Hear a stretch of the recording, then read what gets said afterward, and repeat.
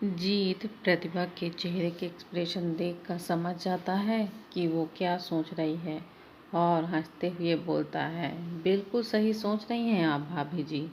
मैं ही हूँ जिसने उस साले शिवराज को फंसाया है। जीत की बात सुनकर प्रतिभा की आंखें गुस्से से जलने लगती हैं। वो 2 कदम करीब आती है और एक खींच के जोरदार थप्पड़ जीत के गाल पर जड़ देती है। आ गया ना अपनी औकात पे, शर्म नहीं आई तुझे ऐसा करते हुए? जिस इंसान ने तुझे सहारा दिया तूने उसे ही बर्बाद कर दिया। जीत गुस्से में अपने दांतों को कसते हुए बोलता है, सहारा? उस साले ने मुझे कौन सा सहारा दिया? हाँ, उस कमीने ने तो मुझे जेल भिजवाया। और क्यों? क्योंकि उसने मुझे ड्रग्स का धंधा करते हुए पकड़ लिया था। इसलिए उसी दिन मैंने फैसला कर लिया था कि शिवराज को मैंने अपने हाथों से बर्बाद करूंगा। प्रतिभा गुस्से में जीत की तरफ देखती हुई बोलती है, सच में तुम जैसे लोग तो आस्तीन के सांप जैसे होते हो। जो दूध पिलाता है उसी को ही डस लेते हो। जीत इस बात पर जोर जोर से हंसने लगता है। बिल्कुल सही कहा भाभी जी, लेकिन मैं उस आस्तीन के सांप से भी ज़्यादा खतरनाक हूँ। जीत पास में टेबल पर पड़े कुछ पेपर उठाकर प्रतिभा को पकड़ा देता है। ये हैं आपके पति की आज़ादी की कीमत। प्रतिभा उन पेपर्स को पढ़ती है तो उसकी आंखें फटी की फटी रह जाती हैं। वो उसकी सारी प्रॉपर्टी के पेपर थे। सारी प्रॉपर्टी प्रतिभा के नाम पर थी।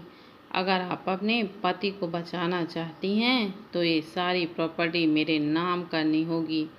कल कोर्ट हियरिंग से पहले कोर्ट के बाहर आपके फैसले का इंतज़ार रहेगा। मुझे डियर भाभी जी, अच्छे से सोच लीजिएगा। प्रॉपर्टी फिर भी आ जाएगी लेकिन इज्जत वापस नहीं आएगी। और आप तो जानती ही हैं कि शिवराज को खानदान की इज्जत को कितना मानता है। अगर वो मुजरिम साबित हुआ तो कहीं वो अपनी जिंदगी ही ना खत्म कर बैठे। ये बोलकर जीत हंसता हुआ बंगले से चला जाता है। प्रतिभा वहीं अपने घुटनों पर गिर के जोर जोर से रोने लगती है। तभी उसके कंधे पर एक छोटा सा हाथ आता है। अधर वहीं सीढ़ियों के पास खड़ा सब सुन रहा था। वो बहुत छोटा था लेकिन उसे समझ सब आ रहा था। प्रतिभा आंसुओं से भरी आंखों से अधर की तरफ देखती है। माँ आप रोइए मत, मैं हूँ ना। जब मैं बड़ा हो जाऊँगा तो जीत को पनिश करूँगा। अधर की मासूमियत भरे शब्द प्रतिभा को झंझोर कर रख देते हैं। वो अधर को गले से लगा लेती है। अगले दिन कोर्ट में सुनवाई थी। शिवराज को कोर्ट मिलाया जाता है। कोर्ट में आने से पहले कोर्ट के बाहर प्रतिभा अपने दोनों बच्चों के साथ खड़ी थी। शिवराज के आते ही भागते हुए उसके पास जाती है। शिवराज के साथ 3-4 हवलदार भी थे। उसे हथकड़ी पहनाई हुई थी। शिवराज के पास जाकर प्रतिभा रोने लग जाती है। अब आप चिंता मत कीजिए, आपको कुछ नहीं होगा, मैं आपको कुछ नहीं होने दूंगी। प्रतिभा के पास खड़ा अधर भी एकटक अपने पापा की तरफ देखता है। शिवराज झुकता है और अधर को जोर से अपने गले से लगा लेता है। फिर खड़ा होता है और प्रतिभा की तरफ देखकर बोलता है, मुझे नहीं पता कि आज क्या होने वाला है, लेकिन अगर मुझे सज़ा होती है तो तुम हमारे बच्चों की जिम्मेदारी संभालना। उसे कभी मेरी कमी महसूस मत होने देना। शिवराज की बात सुनकर प्रतिभा की आंखों से आंसू रुकने का नाम ही नहीं लेते। आप ऐसा मत बोलिए, कुछ नहीं होगा आपको। मुझे भगवान पर यकीन है, आप बेकसूर साबित हो जाएंगे। प्रतिभा की बात सुनकर शिवराज रूखा सूखा सा मुस्कुरा देता है। तभी सारे हवलदार उसे लेकर कोर्ट के अंदर चले जाते हैं। उनके जाते ही वहां पर जीत प्रतिभा के पास आ जाता है। तो क्या सोचा आपने भाभी जी? जी डेविल स्माइल के साथ प्रतिभा की तरफ देखकर बोलता है, प्रतिभा आंसू और गुस्से से भरी नज़रों से जीत की तरफ देखती है। मेरे पति को कुछ नहीं होना चाहिए। तुझे जो चाहिए वह तुझे मिल जाएगा। बिल्कुल बेकसूर साबित हो जाएगा भाभी जी। पहले वह प्रॉपर्टी के पेपर मुझे चाहिए। प्रतिभा अपनी गाड़ी से वह प्रॉपर्टी के पेपर को लेकर आती है और जीत के हाथ में थमा देती है। जीत पेपर्स को चेक करता है। उन पेपर्स पर प्रतिभा के सामने हो चुके थे। जीत के चेहरे पर एक डेविल स्माइल आ जाती है। थोड़ी देर में कोर्ट की हियरिंग होती है। प्रतिभा अपने बच्चों के साथ कोर्ट रूम में बैठी होती है। कुछ गवाहों और सबूतों के बाद फाइनली उस लड़की की गवाही की बारी आती है जिसके रेप के इल्जाम में शिवराज को अरेस्ट किया था। जीत ने प्रतिभा को बोला था कि वह लड़की अपने स्टेटमेंट बदल देगी, लेकिन प्रतिभा की आंखें फटी की फटी रह जाती हैं। जब वह लड़की अपना स्टेटमेंट नहीं बदलती, वह कोर्ट को बताती है कि शिवराज ने उसकी इज्जत लूटी है और एक बार नहीं कई कई बार लूटी है और अपनी कंपनी में आने वाली एम्प्लॉयज़ को जो लड़कियां होती हैं उनके साथ रात बिताने के बाद ही उन्हें नौकरी पर रखता है और उन लड़कियों के गंदे एमएस बनाकर उन्हें ब्लैकमेल भी करता है। उस लड़की की गवाही सुनकर पूरे कोर्ट रूम की आंखें फटी की फटी रह जाती हैं। शिवराज की कुछ लेडीज एम्प्लॉयज़ को बुलाया जाता है जिनकी गवाही बिल्कुल सेम थी। जीत ने सबको खरीद लिया था। प्रतिभा के पाँव के नीचे से जमीन खिसक जाती है। वहीं शिवराज पर भी जैसे आसमान ही गिर जाता है। गवाहों और सबूतों को मद्देनजर रखते हुए कोर्ट रूम शिवराज को 14 साल की सज़ा का ऐलान करता है। प्रतिभा और शिवराज की तो जैसे पूरी दुनिया ही खत्म हो चुकी थी। जीत ने प्रतिभा के साथ धोखा किया, इस बात से वह गुस्से से जल रही थी। सारी प्रॉपर्टी लेने के बाद भी जीत ने अपना प्लान नहीं बदला। उसने शिवराज को ही फंसा दिया। अधर यह सब कुछ बहुत अच्छे से देख और समझ रहा था। हर एक चीज़ को उसने अपनी आंखों के सामने होते हुए देखा। शिवराज को लॉकअप में डाल दिया जाता है। प्रति अपने दोनों बच्चों के साथ लोग अपने शिवराज से मिलने जाती है और फूट फूट कर रोने लगती है। वह शिवराज भी जैसे दुनिया ही उजड़ चुकी थी। अधर वहीं खड़ा अपने पिता को आंसुओं से भरी नज़रों से देख रहा था। शिवराज झुकता है और अधर के चेहरे को अपने हाथ में लेकर बोलता है, अधर तुम इस घर पर बड़े बेटे हो। अब मैं तुम लोगों के साथ नहीं हूँ तो अपने माँ और अपने छोटे भाई का ख्याल रखना तुम्हारी जिम्मेदारी है। बेटा, मुझसे वादा करो कि हमेशा अपनी माँ और अपने छोटे भाई के साथ रहोगे, कभी उन्हें अकेला नहीं छोड़ोगे। वादा करो अधर, वादा करो मुझसे। नन्हा सा अधर हाँ में अपना सर हिलाकर बोलता है, आई प्रॉमिस पापा, मैं कभी मम्मा और छोटे भाई को कभी भी कहीं भी अकेला नहीं छोड़ूंगा। प्रतिभा अपने बच्चों को लेकर अपने बंगले पर पहुंचती है। वह बंगले पर पहुंचते हैं तो गार्ड्स उन्हें अंदर नहीं आने देते हैं। वह थोड़ी हैरान हो जाती है, तभी उसका सामान बाहर फेंक दिया जाता है। यह क्या बदतमीजी है, हमारा सामान हमारे ही घर से बाहर क्यों फेंका गया। प्रतिभा गुस्से से उबलती हुई गार्ड्स पर चिल्लाने लगती है, नहीं नहीं भाभी, आपका नहीं मेरा घर। जीत की आवाज़ सुनकर प्रतिभा जीत की तरफ देखती है जो बंगले से चलकर बाहर आ रहा था। जीत को देखती ही प्रतिभा की आंखों में खून खौलने लगता है। वह जीत की तरफ जाती है और गुस्से से खींच के तमाचा उसके गाल पर मारती है। धोखेबाज, तूने धोखा किया मेरे साथ। सारी प्रॉपर्टी छीनने के बाद भी तुमने मेरे पति को गुनहगार साबित करवा दिया। क्यों किया तुमने ऐसा, आखिर क्यों। प्रतिभा का और बढ़ देखकर जीत जोर जोर से हंसने लगता है।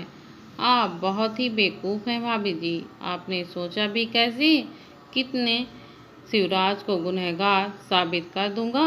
यह सब तो मेरा प्लान था, आपसे आपकी सारी प्रॉपर्टी छीनकर उस हरामजादे को सलाखों के पीछे डालने का।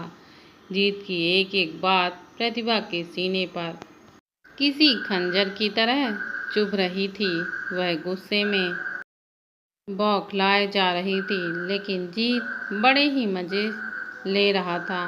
प्रतिभा की तरफ देखकर जीत बोलता है, लेकिन इन छोटे छोटे बच्चों को लेकर अब कहाँ सड़कों पर धक्के खाती फिरेंगी भाभी। अगर आप चाहें तो इस घर में रहने की इजाज़त मैं आपको दे सकता हूँ, लेकिन एक शर्त पर। अपने बच्चों को अपने सीने से लगाए हुए प्रतिभा चुपचाप कमीने की बातें सुन रही थी। जीत प्रतिभा के करीब आकर उसके खूबसूरत से चेहरे को छूने के लिए अपना हाथ आगे बढ़ाता हुआ बोलता है। प्रतिभा गुस्से और घबराहट से 4 कदम पीछे हो जाती है। अगर आप इस घर में मेरी रखैल बनकर रहने को तैयार हैं तो। यह सुनकर तो जैसे प्रतिभा के गुस्से के जैसी कोई सीमा ही नहीं रहती। अधर्व को भी जीत की बात सुनकर बहुत गुस्सा आता है। प्रतिभा बहुत ही ज़्यादा खूबसूरत थी और जवान भी। जीत आज पहली बार प्रतिभा को देखा था। उसी वक्त उसकी खूबसूरती पर उसका ईमान डगमगा गया था। वैसे ही किसी मौके की तलाश में था। शिवराज को बर्बाद करके उसकी बीवी को अपनी रखैल बनाना चाहता था। प्रतिभा गुस्से में उबलती हुई एक और तमाचा खींचकर जीत के गाल पर जड़ देती है। हरामजादे, तेरी इतनी हिम्मत भी कैसे हुई यह सब बोलने की। तूने एक पतिव्रता नारी की इज्जत पर हाथ डालने की जो आज गुस्ताखी की है। भगवान उसके लिए तुझे जन्मों जन्म तक नरक में जलाएगा। गुस्से से उबलती हुई प्रतिभा अपने दोनों बच्चों को लेकर वहां से चली जाती है। जीत अपने गाल को मसलता हुआ बोलता है, तुझे तो किसी भी हाल में मैं पाकर ही रहूंगा। प्रतिभा अपने बच्चों के साथ एक चौल के छोटे से किराए के मकान में रहने लगती है। महलों की रानी आज एक बस्ती में मामूली लोगों के बीच रह रही थी। बड़ी नाइंसाफ़ी की जिंदगी ने उसके साथ इसी तरह किसी तरह मर कर वह अपने बच्चों को पढ़ा कर पाल पोस रही थी, लेकिन उस खूबसूरती के लिए उसके लिए अभिशाप बन रही थी। चौल के कुछ गंदे लोगों की नज़र उस बेचारी पर भी पड़ चुकी थी। वहाँ शिवराज भी बिल्कुल किसी लाश की तरह जी रहा था। अपना सब कुछ गंवाकर एक इंसान जिंदगी हार चुका बस मौत के इंतजार में था। एक दिन उसे वहीं जेल में ब्लड का एक छोटा सा टुकड़ा मिलता है। शिवराज उस ब्लेड की टुकड़े के साथ अपने हाथ की नस काट लेता है तो उसे बहुत ज़्यादा खून बह जाता है। कांस्टेबल तुरंत उसे उठाकर हॉस्पिटल ले कर जाता है, लेकिन खून इतना ज़्यादा बह चुका था कि रास्ते में ही उसकी मौत हो जाती है। प्रतिभा को जब अपने पति की मौत का पता चलता है, उस पर तो जैसे आसमान ही टूट पड़ता है। वह अपने आप को संभाल ही नहीं पा रही थी। आधार पर भी जैसे दुखों का पहाड़ टूट पड़ता है। प्रतिभा का रोना बंद ही नहीं हो रहा था। कैसे एक ही पल में उसकी पूरी दुनिया ही उजड़ गई थी। अपने हाथों में नन्हे से दीपक और अधर्व को लिए हुए जिंदगी कितनी कठिन राहों पर बेचारी चल रही थी। पुलिस स्टेशन पर कुछ फॉर्मेलिटीज पूरी करने के बाद प्रतिभा को उसके पति का मृत शरीर दे दिया जाता है। प्रतिभा अपने पति का अंतिम संस्कार करती है। अधर्व अपने नन्हे नन्हे हाथों से अपने पिता की चिता को आग देता है। उसे अपने पिता की कही बात अच्छे से याद थी। अब उसे ही उसकी माँ और उसके छोटे भाई का सहारा बनना था। उनका साथ कभी भी नहीं छोड़ना है। अपने पिता की चिता को आग में देखकर अधर की आंखें आंसुओं से भर जाती हैं। वहीं उसकी माँ रो रो कर जैसे पागल सी हो जाती है, लेकिन किसी इंसान के चले जाने से जिंदगी कभी नहीं रुकती, वह तो चलती ही रहती है। शिवराज के चले जाने से भी जिंदगी में भला क्या फर्क पड़ने वाला था। हाँ, बस प्रतिभा के दुखों का भार जरूरत से ज़्यादा बढ़ गया था। बेचारी प्रतिभा किसी तरह मेहनत मजदूरी करके अपने बच्चों का पेट पाल रही थी। एक दिन जब वह घर आती है तो देखती है कि अधर्व और दीपक घर पर नहीं हैं। वह आसपास के लोगों से भी पूछती है तो पता चलता है कि एक गाड़ी में कुछ लोग उनके दोनों बच्चों को लेकर चले गए। उनके बच्चों को कुछ लोग उठाकर लेकर गए। यह बात को सुनते ही उसके पांव तले से जमीन खिसक जाती है। उसे अंदाजा हो गया था कि उसे बच्चों को कौन और कहाँ लेकर गया होगा। वह अपने पुराने बंगले पर पहुंच जाती है जो अब जीत का था। वह बंगले के अंदर आती है। जीत अंदर बैठा सोफे पर दारू पी रहा था। तभी वह गुस्से से उबलती हुई प्रतिभा अंदर आकर उसके पास खड़ी हो जाती है। जीत प्रतिभा की तरफ देखकर एक स्माइल के साथ बोलता है, अरे भाभी जी, आप यहाँ पर। प्रतिभा गुस्सों में अपने दांतों को कसते हुए बोलती है, मेरे बच्चे कहाँ हैं जीत? क्या किया तूने उसके साथ? क्यों लेकर आए हो उनको यहाँ उठाकर? अब क्या करूँ भाभी, आप तो आ ही नहीं रही थी, तो आपके बच्चों को उठाकर लाना पड़ा। जीत हंसते हुए बोलता है। प्रतिभा की आंखों में आंसू और गुस्से में उबल रही थी। मेरे बच्चे मुझे लौटा दो जीत, वरना अच्छा नहीं होगा। जीत अपने चेहरे पर एक डेविल स्माइल लेकर ग्लास टेबल पर रखकर प्रतिभा के पास चलकर आता है तो प्रतिभा 2 कदम पीछे होने लग जाती है। लौटा दूंगा भाभी जी, बिल्कुल लौटा दूंगा, लेकिन उसके लिए आपको मेरी बात तो माननी ही होगी। कैसी बात? जीत अपने हाथ से प्रतिभा के बाल उसके कान के पीछे करता है। प्रतिभा डर और गुस्से से कांपने लग जाती है और पीछे हट जाती है। यह क्या कर रहे हो तुम? मुझे छूने की कोशिश भी मत करना, वरना मैं तुम्हें जान से मार डालूंगी। ओह भाभी, क्या आप भी? अब तो शिवराज भी नहीं रहा, भला अब आपको मेरा हो जाने में क्या दिक्कत है? मेरा विश्वास कीजिए, अपने आप को मेरे हवाले कर दीजिए। मैं वादा करता हूँ आगे की ज़िंदगी बिल्कुल महारानियों की तरह जियोगी। बस मेरी रखैल बनकर मेरे साथ रहिए और मुझे खुश कीजिए। बदले में आपको जो चाहिए मैं दूंगा। प्रतिभा के गुस्से की हद पार हो जाती है। मैंने आज तक तुझ जैसा गिरा हुआ इंसान कभी नहीं देखा जीत। मैं अपनी जान दे दूंगी, लेकिन तुम्हें अपने आप को छूने भी नहीं दूंगी। यह ख्याल दोबारा कभी अपने दिमाग में भी मत लाना। प्रतिभा की बात सुनकर जीत जोर जोर से हंसने लगता है। आप अपने लिए मुझे जैसा हरगिज नहीं करने देंगे, लेकिन अपने बच्चों के लिए तो करने दोगी ना? माँ, अधर्व की दर्द भरी आवाज़ सुनकर प्रतिभा के रोंगटे खड़े हो जाते हैं। वह पलट कर देखती है कि जीत के 2 बॉडीगार्ड्स ने उनके बच्चे को छत से उल्टा लटका रखा है। नहीं अधर्व, दीपक। प्रतिभा के होश उड़ जाते हैं। वह जीत की तरफ पलट के हाथ जोड़कर बोलती है, मेरे बच्चों को छोड़ दो जीत। मैं हाथ जोड़ती हूँ तुम्हारे सामने। बिल्कुल छोड़ दूंगा भाभी, पहले मेरी भूख तो मिटाओ। यह बोलकर जीत प्रतिभा के साड़ू का पल्लू पकड़ लेता है और खींच लेता है। प्रतिभा अपने गुस्से को कंट्रोल नहीं कर पाती और खींच के थप्पड़ जीत के गाल पर दे मारती है। इस बात से जीत को भी बेइंतहा गुस्सा आता है। साली, बहुत हाथ चल रहे हैं ना तेरे, अभी बताता हूँ तुझे। प्रतिभा को खींचकर एक थप्पड़ मारता है। वह नीचे गिर जाती है। कमीने, मैं तुझे जान से मार डालूंगा। अधर्व ऊपर से गुस्से से चिल्लाता है। जीत अपने भौहें उठाकर अधर्व की तरफ बोलता है, उसके बच्चों को नीचे लेकर आ जा।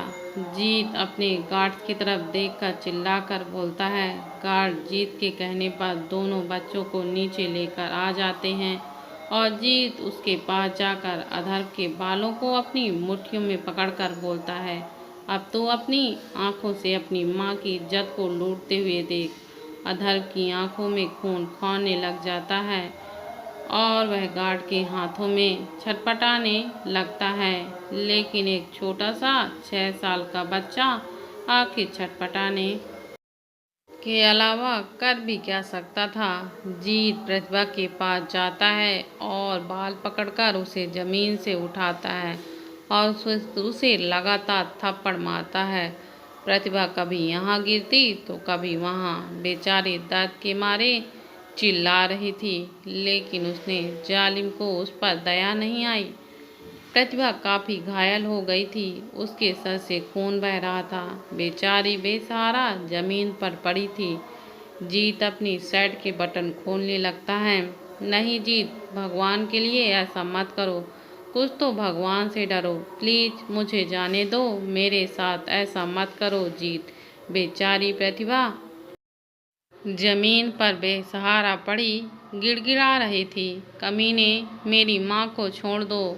अधर्व बुरी तरह से झटपटा रहा था, अपने आप को छुड़ाने की कोशिश कर रहा था, लेकिन नाकाम था। बेचारा धीरे धीरे जीत अपनी शर्ट निकालकर प्रतिभा के करीब आ जाता है, जो जमीन पर पड़ी तड़प रही थी। वह बार बार रहम की भीख मांग रही थी, लेकिन जीत उसकी एक नहीं सुन रहा था। ऐसा मत करो जीत, मैं तुम्हारे आगे हाथ जोड़ती हूँ, ऐसा मत करो। देखते ही देखते जीत एक झटके में प्रतिभा की साड़ी को फाड़ डालता है और उस पर पागल कुत्ते की तरह झपट पड़ता है। यहाँ पर अधर्व झटपटा रहा था और वहीं दूसरी तरफ प्रतिभा की दर्द भरी चीखों से पूरा बंगला गूंज उठता था। उस दिन जैसे आसमान फटने वाला था, बाहर जोरों से बारिश हो रही थी, जैसे बेचारी प्रतिभा के दर्द पर आसमान भी फूट फूट कर रो रहा था। प्रतिभा घंटों इसी तरह दर्द से तड़पती रहती है, चीखती रहती है, लेकिन जीत अपनी हैवानियत को उस पर थोपे जा रहा था। बेचारी घायल, जख्मी, बेसहारा, बेबस प्रतिभा एक आखिरी बार अधर्व की तरफ देखती है, जो अब भी अपनी माँ की तरफ आंसुओं से भरी आंखों से देखे जा रहा था और झटपटा कर खुद को आज़ाद करने की कोशिश में लगा हुआ था। जीत अब भी उसके ऊपर पड़ा उसे नोच नोच कर खा ही रहा था। मेरा सब कुछ लुट गया भगवान, मेरा पति नहीं रहा, मेरी इज्जत नहीं रही, अब यह जिंदगी मुझे नहीं चाहिए। मैं अपने बच्चों को, अपने अधर्व को आपके हवाले करती हूँ। मेरे बच्चों को पत्थर की तरह मजबूत बनाना भगवान, उसकी रक्षा करना, ताकि एक दिन अधर्व अपनी माँ का इंतकाम ले सके, अपने माँ की इज्जत और अपने बाप के लहू का हिसाब चुका सके। इस हैवान से मेरे बच्चे को अपनी शरण में ले लो भगवान। अब आपके हवाले छोड़ रही हूँ। धीरे धीरे प्रतिभा की आंखों के सामने सब कुछ धुंधला होने लग जाता है और वह गहरी बेहोशी की हालत में चली जाती है। घंटों बाद अपने हवस को शांत कर लेने के बाद जीत प्रतिभा के ऊपर से उठता है और अपनी शर्ट उठाकर पहनने लगता है। वह अपने गार्ड्स को देखकर बोलता है, ले जाओ इस कचरे को और फेंक दो किसी नाली पर। यह बोलकर जीत वहाँ से चला जाता है। अधर्व अपने आप को गार्ड के हाथ से छुड़वाकर अपनी माँ की तरफ भागता है। माँ उठो माँ, माँ क्या हो गया आपको, माँ उठो माँ। अधर्व जोर जोर से अपनी माँ को हिलाने लगता है, लेकिन उसकी माँ बेहोश हो चुकी थी। अधर्व जमीन पर इधर उधर बिखरी पड़ी अपनी माँ की साड़ी से अपनी माँ के नंगे बदन को ढकता है। उसकी आंखों से आंसू रुकने का नाम ही नहीं ले रहे थे। गार्ड जमीन पर पड़ी प्रतिभा को उठाकर अधर्व और दीपक के साथ गाड़ी में डालते हैं और वहाँ से ले जाते हैं। गाड़ी सुनसान रास्ते पर पहुँचती है और गार्ड्स तीनों को चलती हुई गाड़ी से ढकेल देते हैं और गाड़ी लेकर वहाँ से चले जाते हैं। जमीन पर गिरने की वजह से दीपक अधर्व के हाथ से छूट जाता है और कहीं अंधेरे पर गिर जाता है। अधर्व भी बहुत जख्मी हो गया था। आसमान से छमाछम बारिश हो रही थी। गहरी अंधेरी रात हो चुकी थी। माँ अधर जमीन से उठाता है और अपनी माँ की तरफ भागता है, जो अभी तक जमीन पर बेहोश पड़ी हुई थी। वह अपनी माँ को उठाने की कोशिश करता है, लेकिन वो नहीं उठती। फिर वह आसपास अपने छोटे से भाई को ढूंढने लगता है कि दीपक कहाँ गिर गया। दीपक दीपक अधर थोड़ा आगे जाकर देखता है तो झाड़ियों में वह कुछ ऐसा देखता है जिससे उसकी आंखें फटी की फटी रह जाती हैं। एक बहुत ही भयानक नज़ारा उसकी आंखों के सामने से दिखता है। पेड़ की एक नुकीली लकड़ी दीपक के शरीर के आर पार हो चुकी थी। खून की धाराएं बह रही थीं और दीपक की सांसें भी बंद हो चुकी थीं। दीपक अधर भागकर अपने छोटे भाई को अपने बाहों में उठाता है और धीरे से उस लकड़ी को निकालकर बाहर फेंक देता है। दीपक, आंखें खोलना दीपक, क्या हो गया? तो बोल क्यों नहीं रहा? दीपक आंखें खोलना। अपने भाई को उठाने की कोशिश करता है। अपने भाई को अपनी बाहों में लेकर अधर अपनी माँ की तरफ दौड़ता है और अपनी माँ को उठाने की कोशिश करता है। माँ उठो ना, माँ देखो ना दीपक को, आंखें खोलो ना। आँख ही नहीं खोल रहा है, देखो ना उसे बहुत चोट लगी है। माँ उठो ना माँ।